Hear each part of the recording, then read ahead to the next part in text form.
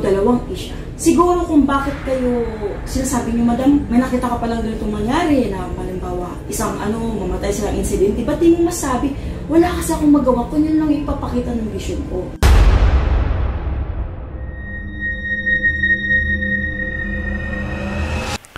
Hello po mga ka-PTV, sa video na ito ay tatalakayin natin ang nakakakilabot na mga trahedya na dadanasin ng Pilipinas ayon sa mga visions ni Madam Moody Baldwin.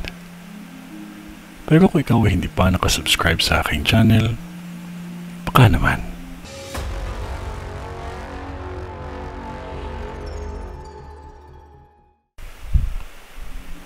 Isang lugar na kung saan hindi kalayuan sa isang kainan ang nakikita ko na magkakaroon ng salpukan ng matindi sa sasakyan. May buhay ang nawala dahil sa tindi ng aksidente at salpukan. May nakikita din akong sunog.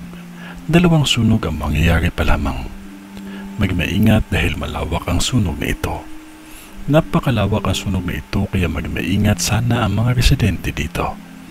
Magmaingat lamang sa lahat ng bagay na magiging sanhi ng sunog.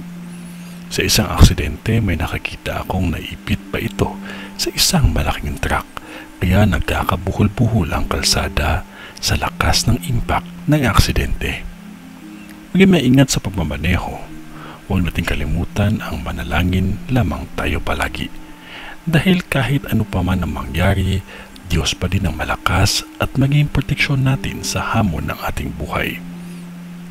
Ito ay ang bisyon ni Madam sa Quiapo. Sa ngalan ng Diyos Ama, ng Diyos Anak, at ng Diyos Espiritu Santo. Amen.